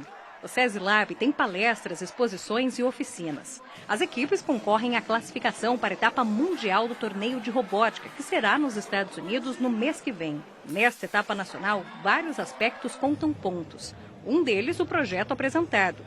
Essas alunas, por exemplo, criaram um gerador de baixo custo que utiliza a força da água. O nosso projeto, ele custa R$390 e há um benefício muito maior para essa comunidade porque a renda financeira deles é muito baixa. Comportamento também vale nota. Em que a gente é avaliado como a gente é em pessoa, nosso caráter, nosso respeito, como a gente é em um grupo na sociedade, né? A gente precisa sempre respeitar nossos colegas. Em 2020, a Sofia foi para o Mundial e quer repetir a experiência. O meu sonho é poder pegar e aplicar o que eu aprendi aqui na robótica na minha vida profissional. E eu já estou conseguindo. Foi um sonho realizado, porque o meu sonho é conhecer a NASA. Mas é claro que nessa contagem de pontos não pode faltar a competição entre robôs. Os estudantes se dividem em 4 categorias conforme a idade, o desafio e o porte do robô. Esses aqui são os maiores. Eles pesam até 55 quilos e podem ter mais de 1,5 metro de altura. As equipes se enfrentam na arena. Os robôs devem mover objetos enquanto duelam em poucos minutos. Depois de muita tensão, a vitória. É muito bom ver todo o nosso trabalho do ano inteiro ser recompensado e agora a gente poder competir para Houston. Então a gente está muito feliz de representar o Brasil lá. E é isso, a gente vai vencer lá também. Com tanta preparação, estudo e novas experiências, classificados ou não, os estudantes saem daqui com uma nova visão de mundo. Eu quero continuar na robótica, porque a robótica é um bichinho que morde. Ele morde e não sai nunca mais de você. O desemprego no Brasil acabou registrando uma alta no trimestre que se encerrou em janeiro. Apesar do pequeno retrocesso, o cenário é considerado estável. Segundo os dados da Pesquisa Nacional por Amostra de Domicílio, a PNAD, a renda média do trabalhador cresceu. A Ana Carolina voltou ao mercado de trabalho. Com carteira assinada, já faz planos. Estou pensando em planejar minhas viagens, eu gosto de viajar bastante, continuar investindo nos meus estudos, que eu estou fazendo uma pós-graduação. Vagas como essa dão novo impulso à economia, apesar do tropeço no trimestre encerrado em janeiro, divulgado nesta sexta-feira, que ficou em 8,4%. Um ligeiro aumento em relação ao trimestre anterior. Hoje são 9 milhões de desempregados no país e quase 99 milhões de brasileiros empregados. Mesmo com a elevação, a taxa de desemprego no trimestre encerrado em janeiro foi a mais baixa para esse período desde 2015, quando foi registrado 6,9%. Há um ano, mais de 14% da população do país estava sem trabalho.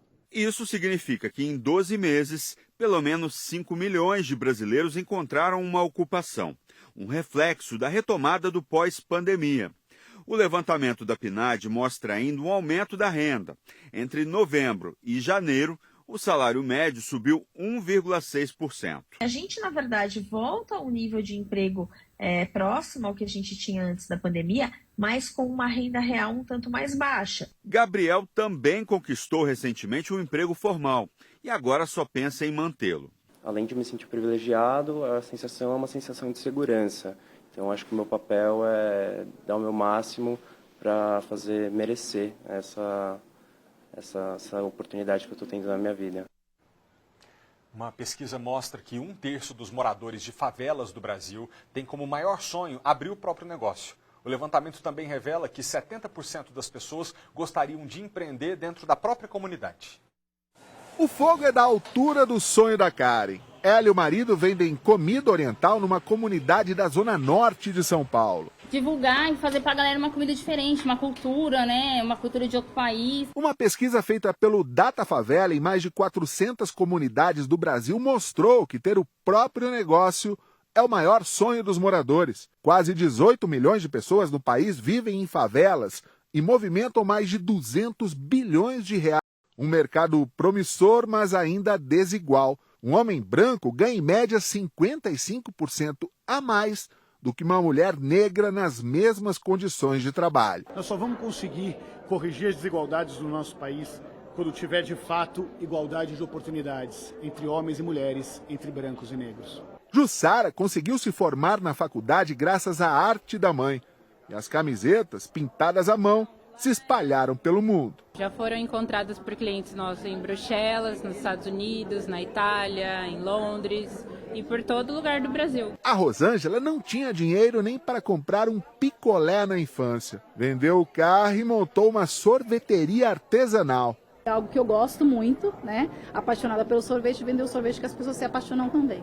Entre os moradores que sonham em empreender, 7 em cada 10 pretendem fazer isso dentro da própria comunidade. Além de ganhar dinheiro, querem mais qualidade de vida. À medida em que você trabalha perto de casa ou dentro da sua própria comunidade, você tem uma qualidade de vida muito melhor. Em 7 anos, a Karen e o marido saíram do carrinho de rua para um ponto fixo na comunidade onde vivem. A ideia é ficar mesmo no bairro, fortalecer a vizinhança toda, e a gente está sendo muito bem recebido. E tem mais. Ainda de acordo com o estudo, o olhar de quem vê a comunidade de fora é bem diferente do olhar de quem está lá dentro, principalmente no que se refere à violência e ao conceito de felicidade. A principal característica da favela é a potência.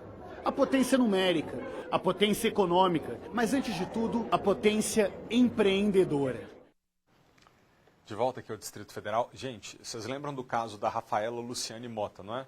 A policial civil que ficou conhecida como policial stalker, porque ela perseguia os ex-namorados dela, que não aceitavam o fim dos relacionamentos. Ela fez isso com um bocado de gente.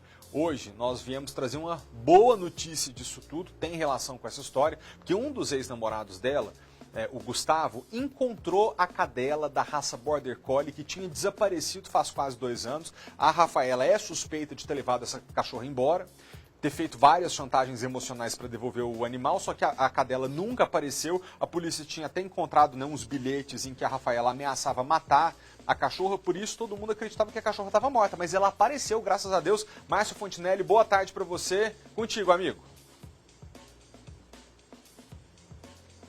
Isso mesmo, Malta. Boa tarde para você, boa tarde a todos que acompanham o SBT Brasília. Só para a gente entender como é que a Aira foi encontrada, a polícia estava investigando um crime e o rapaz, que era um dos investigados, afirmou que a ex-policial Rafaela havia oferecido a Aira para ser adotada por ele, por uma família, né? E aí, depois disso, a polícia foi até a cadeia, foi conversar com a Rafaela, que acabou contando os detalhes e aí dizendo exatamente onde é que estava a Aira. O Gustavo está aqui ao meu lado. Gustavo, como é que foi exatamente que você descobriu onde estava a Aira e como é que foi receber essa notícia? Foi meus advogados aí, em contato com os advogados dela, né, que conseguiram essa informação. E aí a gente conseguiu, né, achar ela, né, saber em qual família que ela estava. Senta aqui, senta. A Aira está aqui, Malta, junto com a gente, acompanhando aqui a entrevista. Não consegue ficar quieta, né, Gustavo? É uma Border Collie, né, um cachorro que não fica muito quieta, corre para todo lado, gosta de brincar. Mas aí você estava contando então que os advogados entraram em contato com você. Isso, aí entraram em contato comigo, a corregedoria também, avisando que ela tinha sido achada, né? E a gente acreditava que a Rafaela tinha matado, né? Ela, né, envenenada, assassinada, porque tinha alguns registros que apontavam para isso.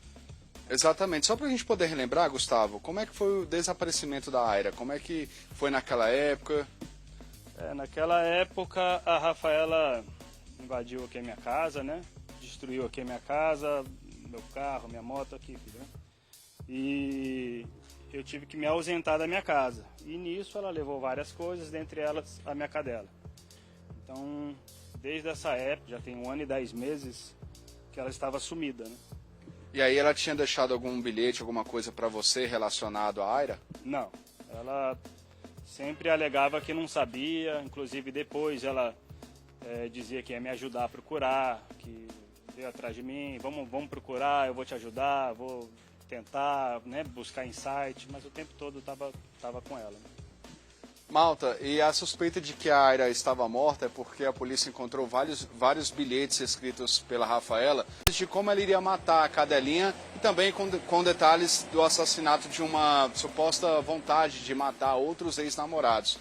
Gustavo, conta pra gente o seguinte, quando você reencontrou, ela estava com uma família, né? Como é que foi isso? É complicado porque a família tem 2 crianças, né? Então as 2 crianças sentiram bastante, né? Elas estavam chorando e aí a minha família também com o reencontro se emocionou bastante, né? Minha mãe, minha irmã, todo mundo chorou. Foi um reencontro com bastante emoção, né? E Malta, é interessante a gente colocar que o Gustavo, muito gentilmente, ele está em contato com essa família e para não cortar esse laço de uma vez com esses familiares, ele se propôs a fazer um esquema de visitação, né, Gustavo? Para que as crianças possam ter essa convivência com a Aira, mesmo que seja por dias determinados, né? Como é que ficou esse acordo? A gente ainda não entrou em detalhes, mas eu falei que eu poderia levar até a casa deles, passar um final de semana, uma semana e que eu estaria disponível, né? Eles moram aqui por perto, então fica muito fácil, né? Esse convívio com as duas famílias, porque ela é muito bem amada pelas duas famílias, né? Então eles não têm culpa de nada, né? Nem a gente, uma outra pessoa que colocou a gente nessa situação toda, então é o mais justo, né? A ser feito. Gustavo, você é personal trainer e você falou que ela te ajuda nos treinos, né? Te ajuda também a se preparar. Como é que é esse trabalho feito com ela? Bom, é o trabalho aeróbico, né? Como ela é uma raça de trabalho, ela corre muito. Então, assim, ela aguenta correr 10 km tranquilo. Então, eu consigo fazer uns aeróbicos por aqui, no parque, durante 1 hora direto, né? Com uma intensidade alta, e ela faz. Chega em casa, toma uma aguinha, dá um descansinho de 10 minutos, já quer de novo. Então, assim, ela foi a minha parceira durante muito tempo desse trabalho aeróbico que eu preciso fazer, né? Que eu gosto de treinar uns treinos fortes, né? Já competi o fisiculturismo e desde que ela assumiu eu dei uma desanimada, né? Vai fazer o aeróbico sozinho, e aí sempre lembrava dela. E agora acho que vamos retomar os treinos. Ou seja, além do valor sentimental que ela tem para você, né, tem também o valor profissional. Né? Com certeza. Ela é minha parceira, me acompanhou em todo esse trabalho e vai voltar a me acompanhar agora novamente. E se o pessoal quiser acompanhar, lá no meu Instagram eu vou postar os treinos que vou fazer com ela, as corridas. Ele é @prof.gustavo_rodrigues. A gente vai estar divulgando lá o nosso dia a dia e o meu trabalho, né, como personal trainer. Como é que essa família conseguiu ter acesso à Aira? Então,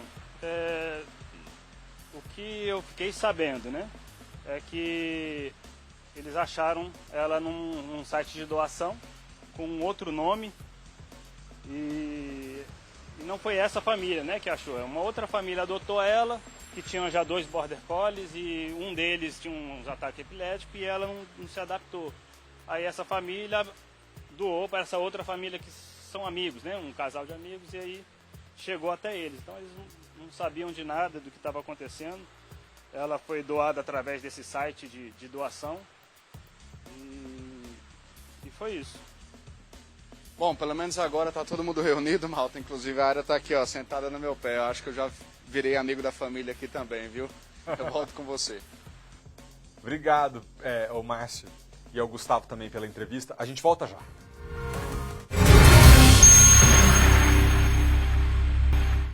Nesse período de chuva, a gente sempre tem que lembrar de ligar o alerta e tomar cuidado com o ataque de escorpião. Foi um susto e tanto quando Gabriel encontrou o visitante indesejado em um dos quartos da casa. Encontrei debaixo do Uno um escorpião e uma minhoca. E o que você fez quando você viu o escorpião? Eu fui correndo chamar minha mãe. Você ficou com medo? Sim. Não foi o primeiro e nem o último escorpião na casa da Kelly, mãe do Gabriel. E o problema não é só aqui. No estado de São Paulo, foram registrados em janeiro 3.000 acidentes com escorpiões, 11% a mais que há um ano. Ao longo de 2022, foram 42.000 ocorrências, alta de 22% na comparação com o ano anterior. Os especialistas explicam que algumas condições têm favorecido a proliferação dos escorpiões. Entre elas, a existência de muitos terrenos sem manutenção, com mato alto. Sabe onde tem um nessas condições? Aqui, ó, do lado da casa da Kelly. Pertence à Enel, empresa fornecedora de energia em São Paulo. Tem meses meses que ninguém vem limpar. O ano passado a gente fez a denúncia, aí deram uma limpadinha, já tem meses que não voltaram. A destruição das matas ao redor dos grandes centros urbanos e o lixo mal acondicionado nas ruas e casas também colaboram para a expansão da praga. Este biólogo alerta que quanto mais próxima a ferroada da cabeça do coração, mais grave o caso, e recomenda procurar o serviço de saúde. Falta de ar, aumento da caixa torácica, sudorese abundante, pressão arterial baixa e regurgitamento do alimento. Aí, nesse caso, a pessoa tem que se dirigir rapidamente a um centro de saúde. Segundo ele, o uso de veneno não específico para escorpião ainda pode agravar a multiplicação. O escorpião, quando fica estressado, ele entra em processo de reprodução assexuada. A fêmea não precisa do macho para entrar em processo de reprodução. Ela mesma consegue parir, consegue produzir entre 20 e 40 novos descendentes. As telas, inclusive nos ralos, ajudam a impedir a entrada nas casas. E lembre, nada de acumular materiais de construção, como restos de telha, tijolos. É tudo que os escorpiões adoram.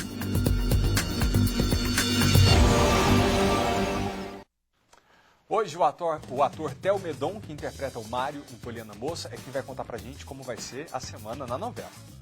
Fala aí, galera de Brasília, tudo bem? Eu sou o Theo Medon, o Mário, e eu tô aqui pra avisar vocês que Poliana Moça tá imperdível e aqui vão alguns spoilers.